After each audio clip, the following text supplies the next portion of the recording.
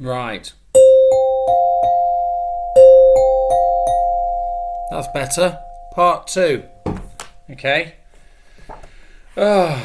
So, now I've satisfied Billy's desire to get in on the action. Get a state in my hair.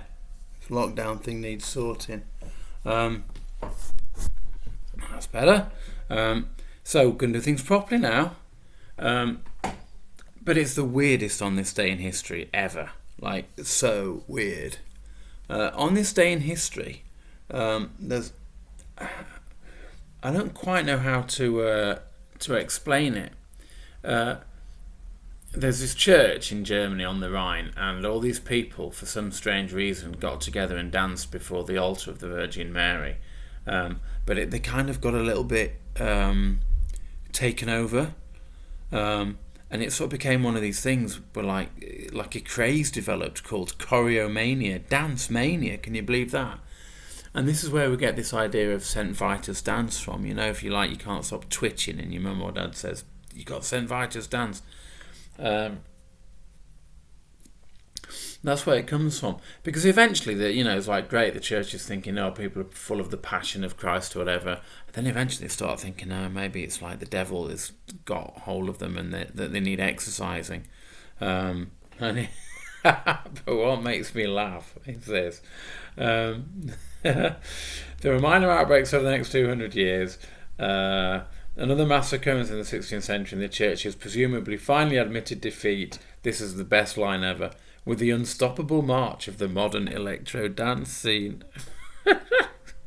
So, rave, has beaten religion. How it can draw that conclusion is just hilarious. The modern electro dance scene. You lot are chuckling on yourself. It's a modern electro dance scene. That's like what my nana says. You and your modern electro dances. The modern electro dance scene. So earlier on I was talking about, and it's something I've mentioned before actually. Yesterday I was talking about using art because there's such a fertile ground in art for, just incredibly stimulating, enriching material for your cultural education, your cultural growth, your cultural awareness, and all that feeds into your language and how you see the world and how you get to see the world more maturely and from different perspectives. But anyway, so I mentioned the fact that there's a bit of a craze of people who they choose a work of art and they kind of dress up like it, and it's really funny. It's great stuff. You can find them on the internet. I think people are doing it more so during lockdown because they're getting a little bit bonkers. So I just picked up this book off my shelf, Oxford History of Western Art. I'm sure you've all got a copy. But then look, you see, you can just open up a page at random. And I love these pictures. How easy would those be if you got a little brother, or get your mum to do that, dress up like that, or you could do it, I don't know, or just do a still life. It'd be so easy to do those, and they're such fun, and it just helps you pass away a few hours. Everyone knows Vermeer because he also did Girl with a Pearl Earring, was it Lady with the Pearl Earring, which then got made into a film, which is rather good. And Frans Hals, the two little boys there. You might not know Frans Hals, but you'll have certainly seen his work in your life. See, I love that. I really like artists who sort of were more vernacular in their approach. They just painted or drew what was around them rather than these posh commissions for kings and queens and princes and stuff like that. Although it's probable that Vermeer was commissioned to do portraits of the staff of some really quite posh townhouses as part of a statement of, look how posh we are because we have staff, and it's amazing. And here's a couple that I really love. Okay. Oh dear. Look at that. You could go to the grocers, get loads of peaches and that. Do that, please, someone. That's a bit harder because that's a country scene. But I just love that. Look at that. That could be you at breakfast. All you need is a hat and a white shirt. And I don't know what he's eating. There's obviously milk in that jug, but just having a kind of crazy breakfast. I love the light, the way it comes through the window. So there's a bit of interesting activity you could do. Send me your answers, please. Be a right laugh. Winners get published. What else? Book of the day. Well, you're not going to expect this one because it's part of a genre of books. And I started reading them a long, long time ago. I read a book called My Childhood by Maxim Gorky, which is a memoir, autobiographical. But then that got me into reading other sort of non-fiction. So I read Down and Out in Paris and London by George Orwell, which is a fantastic book if you ever fancy a good read. Yes, it's quite grown up, but not that grown up. Some of you lot could tackle it. So this is my latest.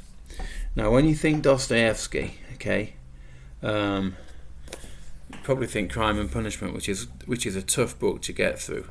But this is just his musings and scribblings based around the underworld and the dark side of Moscow that he encounters. And he was a bit of a rascal. He would get into some right scrapes. So I can't wait to read that. I'm really looking forward to it. It's not a big thick book either. Okay. Existentialist movement. Oh, fantastic. The Gambler explores the compulsive nature of gambling. And again, it's funny, what goes around comes around. This is a book well over 100 years old, and people these days are going about internet gambling's bad, and it is. It's terrible. Don't get me wrong. It's an awful, appalling, crippling addiction. It can ruin lives. But it's nothing new. So I'm going to read about it there. I think I've got a dark side to my nature. So, right. I repeat, have a good day, and I'm sorry I've had to do 2 episodes, but it's all because I got the wrong chimes. And I'm happier now, because I've got it all right. So, restaurant projects underway, good. Make sure island projects are finished, but most of them are. If restaurant project is done, and you're just lolloping around the house thinking, what shall I do? Go on the internet, find a fantastic sort of piece of art and try and copy it. I don't mind how you do it, but it's good. It's good for your brain. Very good for your brain. And you can always use those pieces of art for creative writing, and I'll tell you why. Because in your GCSE, don't forget, you will have in paper 1 a picture. Now, 9 times out of 10, it's a photograph. But it has been known in the past that it's been a sort of like a painting. It was weird that year. And it is good to use paintings as a platform, as a stimulus for your creative writing. Just let your ideas flow. Send me a picture, and then send me what you've written about it. It's amazing what happens. Every time I see a Constable or a Turner, it just immediately puts vivid thoughts and starting points for stories in my mind. You can't look at a Turner without thinking of Joseph Conrad, and then you're off. Right, I am going this time because my wife is loitering around, and something's just come through the door. So have another good day. I will see you tomorrow. Bye bye.